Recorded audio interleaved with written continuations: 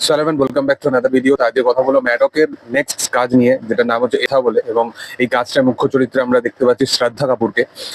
মূলত এটা একটা এমন কাজ হতে চলেছে যেখানে একজন লেজেন্ডারি একজন ডান্সার, মারাঠি ইন্ডাস্ট্রি থেকে সংযত একজন ডান্সার, তার লাইফের ওপর বেসড করা এটা একটা কাজ হতে চলেছে, যেখানে আমরা শ্রদ্ধা কাপুরকে অনেক দিন পর একটা ইন্টেন্স ক্যারেক্টারে দেখছি। দেখো, শ্রদ্ধা কাপুর প্রচন্ড ট্যালেন্টেড একজন অ্যাক্ট্রেস, বাট কিছু চলতি সময়ের বলিউডের কাইন্ড অফ পলিটিক্সের জন্য সে নিজের ভালো কাজের থেকে অনেক বেশি দূরে আছে, এবং বলিউডে না পিআর মার্কেটিং বিষয়টা খুব চলে। এবং শ্রদ্ধা আমরা আমরা দেখেছি যে লাস্ট কিছু কাজ ধরে সে ভালো কাজের সাথে সংযত শুধুমাত্র থাকতে চায়, এবং উল্টোপাল্টা কাজ সেইভাবে তার আসে না, সেই ধরুন। এবং তুমি যদি ভালো কন্টেন্টের সাথে সংযত থাকো তাহলে তোমার মাঝে মধ্যেই কাজ আসবে, সেটাই হচ্ছে ব্যাপার। এই কাজটা খুব প্রমিসিং একটা কাজ লাগছে, যেখানে স্টার্টিং এর যে টিজারের সিনটা দেখাচ্ছে সেখানেই খুব ইন্টেন্স একটা পারফরমেন্স তার তরফ থেকে আমরা দেখতে পাচ্ছি, এবং অ্যাজ এ ডান্সার হিসাবেও তাকে একটা দুর্দান্ত লেভেলের একটা কাইন্ড অফ পারফরমেন্স ডেলিভার করতে দেখতে পাবো। তো হোপফুলি এই কাজটা, আমার টিজারটা বেশ প্রমিসিং লেগেছে, দেখা যে সিনেমাটা কেমন হয়। এর পরবর্তী যেটা নিয়ে কথা বলবো সেটা হচ্ছে রাজকুমার রাও অভিনীত সিনেমা প্রহার বলে সিনেমাটাকে নিয়ে, যেখানে 26/11 অ্যাটাকের ওই বিষয়টাকে তুলে ধরছে, যেখানে আজমল কাশ্যপ যে পুরোপুরি টেররিজমের সাথে সংযুক্ত ছিল, ওই 26/11 অ্যাটাকের সাথে সংযুক্ত ছিল, তারপরেও তাকে ফাঁসি কেন দেওয়া হচ্ছিল না, এটার ওপর একটা লড়াই করা একজন উকিলের এটা গল্প হতে চলেছে। এবং এই গল্পটাও সম্ভবত ট্রু ইভেন্টস এর উপর বেস্ড করা একটা গল্প হতে চলেছে। এবং রাজকুমার রাওকে অনেক দিন পর একটা কোর রাজকুমার ফ্যান্স যারা আছে তারা বুঝবে সেই বিষয়টা, যে কাইন্ড অফ এমন একটা চরিত্র দেখা যাচ্ছে যেটার জন্য সে জনপ্রিয়, মানে অ্যাজ এ পারফর্মার হিসাবে। তো দুর্দান্ত কিছু কাজ আসতে চলেছে এটা। এবং রাজকুমার রাওকে নিয়ে আমি বিশাল পার্সোনালি এক্সাইটেড আছি, কারণ সে দুর্দান্ত একজন অভিনেতা, এবং সৌরভ গাঙ্গুলির মতো মানুষের বায়োপিক সে করছে।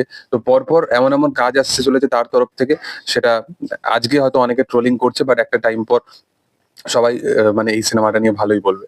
এর পরবর্তী যেটা নিয়ে কথা বলবো সেটা হচ্ছে চৌহান বলে একটা কাজ আসতে চলেছে, যেটার মুখ্য চরিত্রে আমরা অজয় দেবগানকে দেখতে পাচ্ছি। অজয় দেবগান ফাইনালি একটা ফ্রেশ একটা স্টোরির উপরে কাজ করছে, এটা দেখে ভালো লাগছে।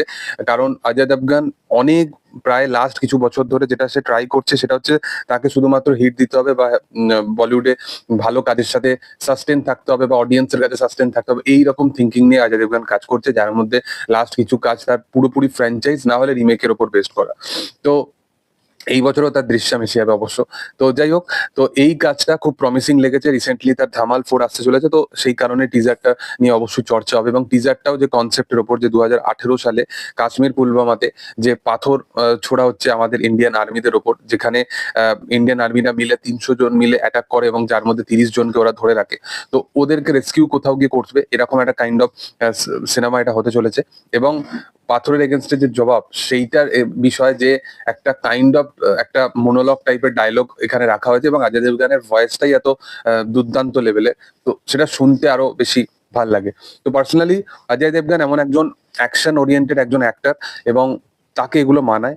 এবং সে যদি প্রপার যদি পারফরমেন্স বেসিস কাজের সাথে সে যদি সংযত হয়, তাহলে তার চেয়ে ভালো কেউ সেই জিনিস জায়গায় ডেলিভার করতে পারবে না। কারণ অজয় দেবগান একজন দুর্দান্ত দারুণ মাফিক একজন অভিনেতা। তো দরকার তার একটা এরকম হার্ডকোর একটা kind of acting acting oriented এরকম কিছু কাজ।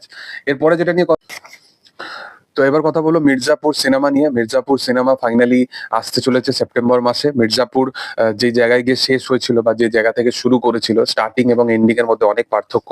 অবশ্য মির্জাপুরের যে গল্পের সিনেমার গল্পের যে এসেন্সটা রাখা হয়েছে, যেখানে পঙ্কজ ত্রিপাঠীর যে চরিত্রটা, যে নিজের ছেলের উপর মানে খুশি নয় মুন্না ভাইয়ের ওপর, এবং সে ওই জায়গাটার যে সুপিরিয়রিটিটা, সেটার যে ভারসাম্যটা, সেটা তার ছেলেকে এখনো মানে সে তার ছেলে এখনো প্রিপেয়ার হয়নি, সেই বিষয়টাকে কোথাও গিয়ে রাখা হয়েছে। এবং পন্ডিত ব্রাদার্স এখানে বিক্রান্ত মাসির জায়গায় জিতু ভাইয়া, মানে আমাদের জিতেন্দ্র ভাইয়া, তো তাকে রাখা হয়েছে। তো দেখে ভালো লাগছে যে কাইন্ড অফ একটা ভালো অভিনেতাকেই রিপ্লেস করা হয়েছে, এবং ভালো অভিনেতার জায়গায়।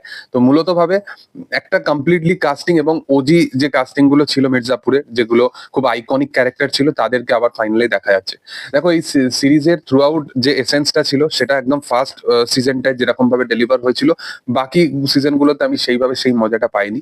এবং সেই বিষয়টাকে বা সেই আইকনিক চরিত্রগুলোকে, যারা অলরেডি মারা গেছে, তাদেরকে আবার ফিরিয়ে আনা, তাদেরকে আবার মানে বলতে পারো থ্রু আউট গল্পের মধ্যে আবার বাঁচিয়ে তোলা, তো সেটা সিরিজের মধ্যে কোনোভাবেই সম্ভব নয়। সেই কারণেই তারা কোথাও গিয়ে কাইন্ড অফ সিনেমা হিসাবে সেটাকে বানিয়েছে, এবং খুব র ভাবে বানিয়েছে।